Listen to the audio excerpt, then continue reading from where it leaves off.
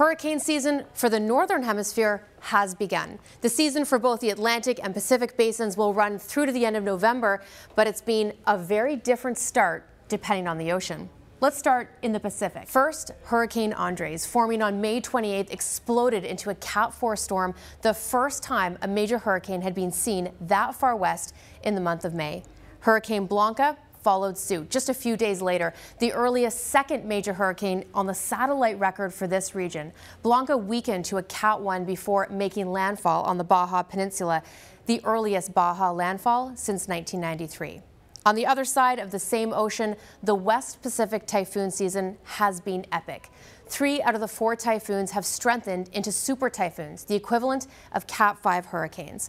Typhoon Maysak, forming in late March, grew to a monster storm with 260 km/h winds, the strongest known typhoon to develop so early in the season, garnering the respect from the International Space Station where this photo was taken. The eye wall skimmed the tiny Yap State Islands, causing devastation to the infrastructure of the 1,000 resident community.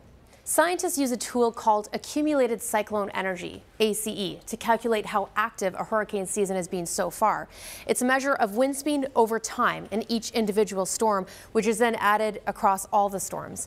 Colorado State University researchers say this measurement of hurricane activity in the Northern Hemisphere has surged to a new record high already in 2015. So what's the culprit? Well, you guessed it, very warm sea surface temperatures. Temps have been running well above average across the tropical Pacific Ocean for months now, and that warmth has strengthened over the past few weeks thanks to the current El Nino setup enforcing those warm waters.